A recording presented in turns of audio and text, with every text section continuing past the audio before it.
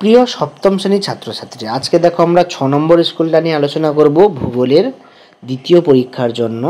তো দেখো প্রশ্নপত্রটা ভালো করে, এখানে বলছে ডিএইচ ভারত সেবাশ্রম সংঘ প্রণব বিদ্যাপীঠ আর দিনহাটা শনি দেবী জেন হাই স্কুলের একই প্রশ্ন, তো সেইটা দিয়েছি। প্রথমে সেই আগের মতো 10টা করে তোমাদের এমসিকিউ প্রশ্ন দেবে, সেই 10টা এমসিকিউ প্রশ্ন করতে পারলে তারপরে আবার ড্যাশ পূরণগুলো পরপর দেবে। এভাবেই তোমাদের পরীক্ষার প্রশ্নপত্রগুলো আসবে। তো দেখো বলেছে গ্রস্ত উপত্যকা হচ্ছে স্তূপ পর্বতে দেখা যায় গ্রস্ত উপত্যকা।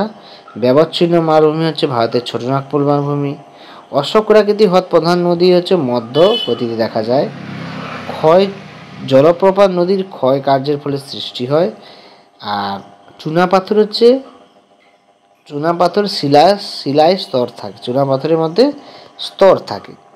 তারপরে কি বলেছে দেখো, মাটির খনিজ পদার্থ থাকে, মাটিতে খনিজ পদার্থ কত পাচ্ছে 45%। আফ্রিকার উত্তর দিকে সাহারা মরুভূমি অবস্থা। আফ্রিকার কোন দিকে না, উত্তর দিকে সাহারা মরুভূমি আছে, আফ্রিকার উত্তরে সাহারা মরুভূমি। কঙ্গো নদী আফ্রিকার পশ্চিম দিক থেকে প্রবাহিত হয়েছে, পশ্চিম দিকে। আর ভিক্টোরিয়া জলপ্রপাত হয়েছে জামবেজি নদীর উপরে, ভিক্টোরিয়া জলপ্রপাত জামবেজি নদীর উপরেই আছে। মিশরের রাজধানীর নাম হচ্ছে কায়রো। মিশরের রাজধানী কাকে বলা হয়? কায়রোকে বলা হয়।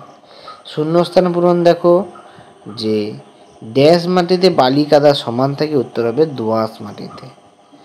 সাহারা শুকনো নদীর খাতগুলোকে কি বলা হয়? ওয়াদি বলা হয়। সাহারা নদীর খাতকে কি বলা হয়? ওয়াদি। তারপরে কি বলেছে দেখো, ভারতের একটি প্রাচীন ভঙ্গিল পর্বতের নাম হচ্ছে আরাবল্লী পর্বত। আর স্তূপ পর্বতের নাম হচ্ছে ভারতের সাতপুরা পর্বত। নদী শাখা নদী সাধারণত কোন প্রবাহে দেখা যায়? নিম্ন প্রবাহে, উত্তর হবে নিম্ন প্রবাহে। স্লেট কোন প্রকার শিলা? উত্তর হবে রূপান্তরিত শিলা। স্লেট কোন শিলা? রূপান্তরিত শিলা। এরপর দেখো, পৃথিবীর দীর্ঘতম নদীর নাম হচ্ছে নীলনদ। এখানে নদী না নদের নাম হতো নীলনদ। ক্যারাভান কি? মরুভূমিতে যে সারিবদ্ধ উটের দল তাকে ক্যারাভান বলে। এটা পাবে টেক্সট বইয়ে 118 পেজে। তারপরে বলেছে দেখো, যে আফ্রিকার সর্বোচ্চ শৃঙ্গের নাম হচ্ছে, আফ্রিকার সর্বোচ্চ শৃঙ্গ মাউন্ট কিলিমাঞ্জারো। এটা বই থেকে দেখতে হবে, আমি বলে দিচ্ছি। মাউন্ট কিলিমাঞ্জারো বা টেক্সট বইতে 104 পেজে পেয়ে যাবে। আফ্রিকার মধ্যে নাতিশীতোষ্ণ তৃণভূমি কী নামে পরিচিত? ভেল্ট নামে পরিচিত। কী হবে? ভেল্ট নামে পরিচিত। তারপরে দেখো, পাহাড় ও পর্বতের পার্থক্য পাবে 107 পেজ। টেবিল ল্যান্ড এটা পাবে টেক্সট বইয়ে 40 পেজ। দেখো আমি উন্নত টেক্সট বই থেকে দিয়েছি, কারণ তোমাদের কাছে টেক্সট বইটা বেশি থাকে, সবার কাছে তো সহায়িকা থাকে না, সবার সামর্থ্য নেই কেনা। এই জন্য আমি টেক্সট বই থেকে যতটা সম্ভব দিয়েছি, এবং যেগুলো টেক্সট বইতে পাচ্ছি না বা ভালো লেখা নেই সেগুলো আমরা সহায়িকাতে দিয়েছি। লোয়ের সমভূমি দেখো টেক্সট বই 41 পেজে, জলবিভাজিকা টেক্সট বইয়ের 49 পেজে।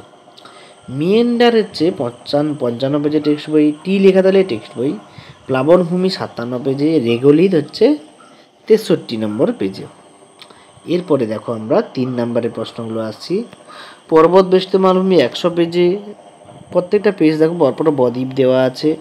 রূপান্তরিত শিলার বৈশিষ্ট্য, বহুমুখী নদীর, খুব ইম্পর্টেন্ট প্রশ্ন। এর মধ্যে যেটা বিভিন্ন স্কুলে আসে, এইটা বেশি আসে, রূপান্তরিত শিলার বৈশিষ্ট্য, এটা বেশি দেয়। তো যেগুলো বহুমুখী নদী পরিকল্পনা, এগুলো খুব ইম্পর্টেন্ট প্রশ্ন, এগুলোই পরীক্ষায় বেশি বেশি করে দেয়। তারপর দেখো 5 নম্বর দিয়েছে, মানব জীবনে পর্বত কী কাজ করে, তার প্রভাব। মানুষের সঙ্গে নদীর সম্পর্ক, খুব দারুণ প্রশ্ন, 127 পেজে পাবে। নীল নদের গতিপথ এবং আফ্রিকা মধ্যে যে কোনো একটা জলবায়ু সম্পর্কে বর্ণনা করতে বলেছে। এই হচ্ছে তোমাদের টোটাল প্রশ্নপত্র। তো আজকের মতো আমরা 6 নম্বর স্কুলটা এখানেই কমপ্লিট করলাম। পরের ক্লাসে আমরা 7 নম্বর স্কুলটা নিয়ে আলোচনা করব। সকলকে ধন্যবাদ, দেখা হচ্ছে পরের ভিডিওতে।